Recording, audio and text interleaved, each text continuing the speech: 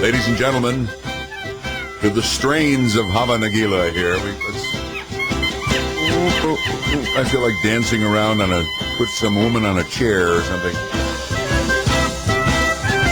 We welcome His Eminence, or whatever you call a rabbi, Rabbi Sol Solomon of, well, I don't want to say it. What is your temple, Rabbi?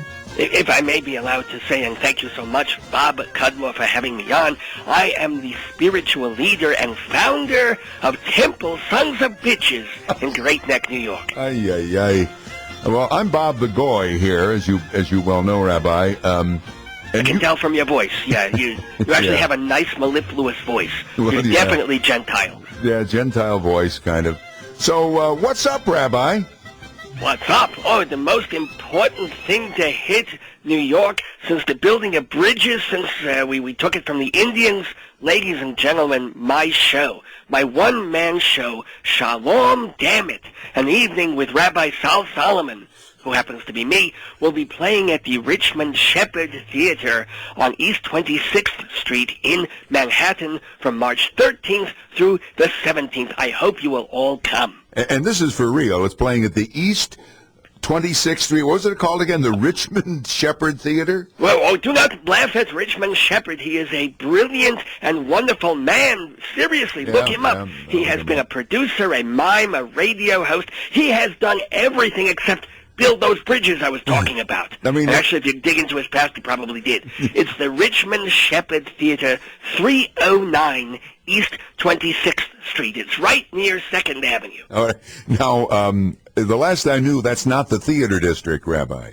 No, but it's a little bit close to the Fish District, and Katz's Delicatessen is downtown, which is not kosher, but, I'll look the other way because it just tastes so good. Exactly. And it's an improvement. The last time I saw you, you were performing in a former porno theater, as I recall. Well, yes, this is, it wasn't formal when I was there, but we won't really be talking about that. You were talking before about Oreo cookie balls. Yeah. They had that there. You don't know what they were doing with them. Yeah. But seriously, I'm moving up in the world. See, I did this show in Colorado for a bunch of college students, and when they weren't coughing from their marijuana smoke, they actually enjoyed it. Did they really? A bunch of goyim in the middle of Colorado laughed and appreciated the beauty of my sermons. And so now we thought, you know what? If Colorado people can get it, maybe intelligent people like New Yorkers could get it. All right. So we're hoping. Well, can you give us a little premise here, or a little something, a little shtick, if I dare try to pronounce some of these things? I mean, what are you going to talk about? You did very well with shtick. I'm impressed. Well, it is the life and learning of myself to transmit to all of you about what it means to be a Jew in modern-day America. So, I'll teach you some Hebrew, some Yiddish. We'll talk about issues that are affecting Jews now and have in the past. Everything from intermarriage and Christianity and Jews for Jesus. I don't even want to talk about that on the air. But stuff like that, the Holocaust, we talk about the Middle East. We get into it. We really mix it up and stir up the pot, as it were, and come up with some wonderful Oreo cookie balls. Okay. Is that kosher, by the way, Oreo cookie? In the old days it didn't used to be, so the Jews had to run out and buy Hydrox cookies, which were these that was the market. Okay, that was the Have market. You heard of them? Well, yes. In fact, I'm an instant expert, as we Goyim on the media do. The Hydrox was invented first, and it went out of business, I think, and the Oreo came later. But what an awful name for the cookie, Hydrox. It sounds like it's something to clean the toilet with.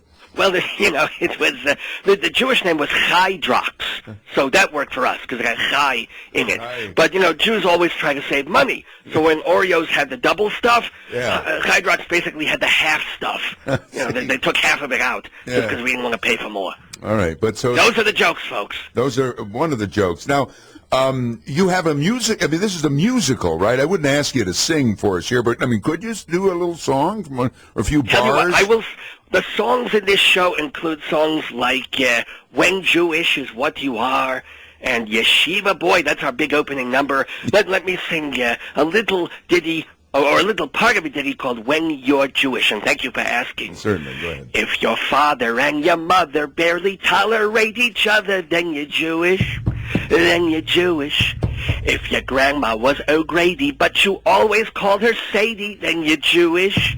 Then you're Jewish. One more. If you're sitting at a party and you're offered marijuana and you're honored to be offered, but deep down you just don't wanna, 'cause the brain cells in your head are too valuable to lose. If your mom and papa taught you that, I guarantee they're Jews. Well, thank you, Rabbi. Thank you so much, yes. Thank you so much. Well, what do you think? Netanyahu's visiting Obama. What's going on with that? Well, they're probably eating a delicatessen because that's what they always do when they bring in a Jewish dignitary.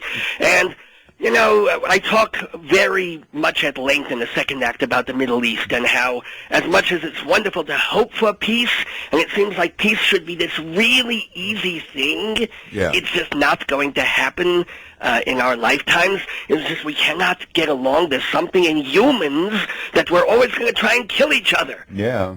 Not an optimistic view, but, you know, I'm a middle-aged Jew. What do you want? I know. I bet it goes over real well at the Friday services. I never understood it. Now, at your temple, I'm not going to say the name. SOBs. You can say SOBs. The temple SOB. I mean, do you have services on Friday or Saturday or both? I mean, how much time do you have to spend at this stuff? You know what I'm saying? Well, we're basically sharing the shul with a gas station. So we have to conduct our services when there aren't cars coming to the pumps. We all run out, we do one prayer, then, you know, a Mercedes will pull in, we'll go back, you know, we'll get a couple of candies from the machine, the cars pull out, we'll come back out, we'll do another prayer. Yeah. We do what we can. Okay.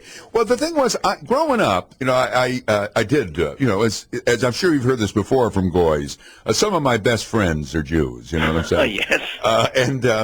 When I was growing up, it always seemed to me, see, I was raised a Christian Protestant, but most of the people around here are Catholic, you know, Roman Catholic, and then they're the Jews. And it always seemed to me in an odd way the Catholics and the Jews were similar in that they had all this work to do. They took their religion seriously. You know, a lot of Protestant churches, you go once in a while, you know, and that's what you do. But with the Jews and the Catholics, they were always going to school or shul or things like that. Well, there are, of course, different levels and types of Judaism. There are people who do every single second, and there's a part in the show where I have to admittedly compare some of the things that Jewish people do when they pray to obsessive-compulsive disorder. We have to wrap this around this and this and dancing this and this. We're the Special Olympics of religion. It's horrible. But at the same time, you know, the nice thing about Judaism and the different levels of it is you can pick and choose. It's like the poo-poo platter at a Chinese restaurant. Hopefully there's not actual poo-poo on it, depending on the restaurant. Yeah. But some people can go all the way deep into Judaism and pray, etc. Rabbi, I have a question. You just brought this up. Why is it that Jews like Chinese food so much? Well, the answer is why not? Which is answering a question with another question. Which well, that's typical another Jewish, thing that we do all the time. What is it about? Well, you know, I explained this in the show too. The history of Judaism and all of that, and I say that there is a point when there was an Oriental influence that came in after the Great Babylonian era and Alexander the Great, and so they came in. What they did was they got the Jews hooked on Chinese food. I see. And it's a cycle of addiction that continues to this very day. You know, I find that hard to believe because I bet you centuries ago they weren't eating chow mein. You know, it was probably something else. So they were eating chow mein.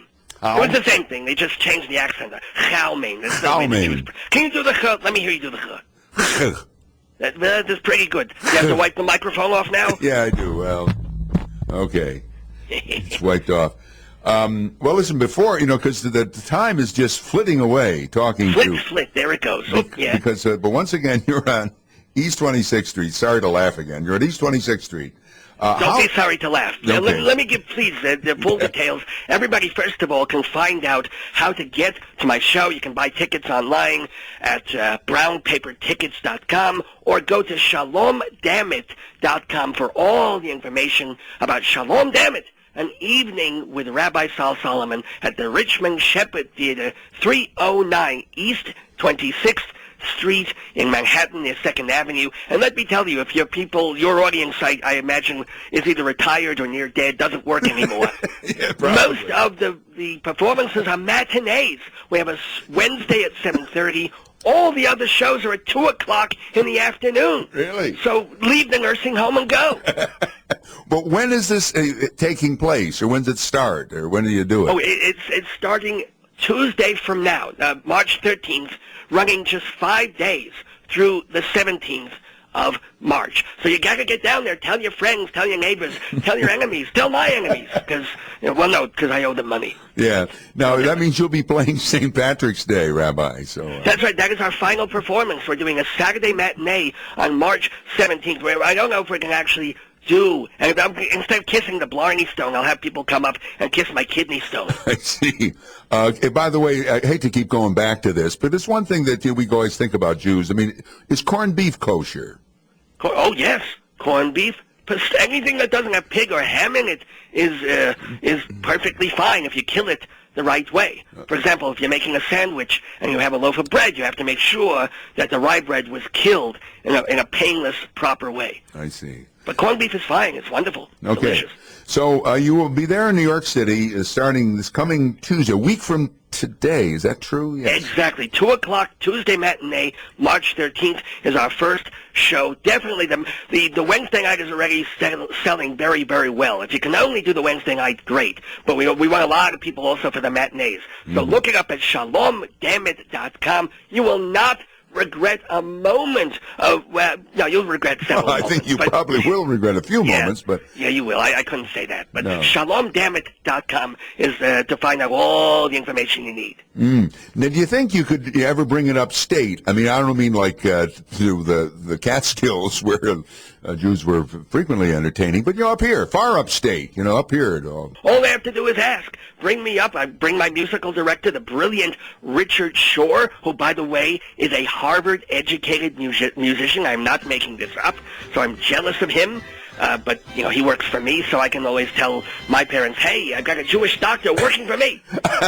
He has a Ph.D. from Boston University. I don't have to be a doctor. I got one working for me. That's right. But who needs bring that? us up. We'll go anywhere. Will you? Absolutely. Richard Shore is his name, the fellow. Richard Shore, very wonderful man. He accompanies on the piano, and for the encore, he actually plays a drum-like thing. Almost a drum, but not quite. Okay, but and this was big in Colorado, you say. They were rolling. Huge. It was huge. Huge. Yeah. There were lines around, well, I wouldn't say there were lines around there was kind of a dotted line. One thing I wanted to ask you about, I mean, I always use this expression from a Jewish man I work with. He always used to talk about being it was an old radio guy, Larry Glick, always used to talk about being a loser without a mezuzah. That's mispronounced, but mezuzah, how do you say that, and what is it, and why are you a loser without one? Well, mezuzah, oh, my goodness, I hope we have time to explain this.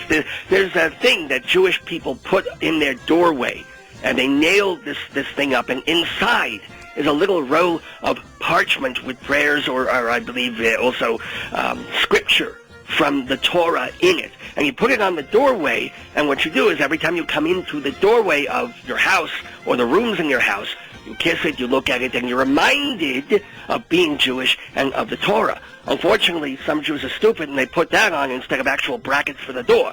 So they kiss the mezuzah, the door falls down, they got to put the door up, and that really reminds them that they're a loser with a mezuzah. I see. Well, I'd like to put one up here, I think, because I don't want to be a loser without a mezuzah. It can't hurt. What could hurt? It's a little piece of the Bible in a scroll that's on the doorway that you touch. Exactly, Rabbi. What could it harm? Can't hurt. Well, Rabbi Sol Solomon, it's been a pleasure talking with you. Good luck, or break a leg, or whatever the appropriate... No, please. I'll break a testicle. That's my luck. Next week, Shalom Dammit at the somebody's theater. What was that theater again? The Richmond Shepard Theater. Look it up. He's a brilliant man, Richmond Shepard. 309 East 26th Street, right in downtown, well, sort of downtown Chelsea East. Man, I don't know where the hell it is. It's somewhere in New York. Yeah, but do you have a phone number people could call for this? I mean, because we're a little... Oh, of course, yes. For just to get tickets, there's brownpapertickets.com. And for more phone information, give us a call at area code 970 Ooh, pardon me, I'm even more phlegmy than I was before. Oi, oi. 970-405-3077. 970-405-3077. Shalom Dammit, Rabbi, and we'll talk to you soon. God bless you, Bob. Wonderful. Thank you for having me on your wonderful program. All right, thank you. It's 10 o'clock, time for Kathy Taylor. Morning show tomorrow starts at 6 a.m. I'm Bob Cudmore. Have a good day today.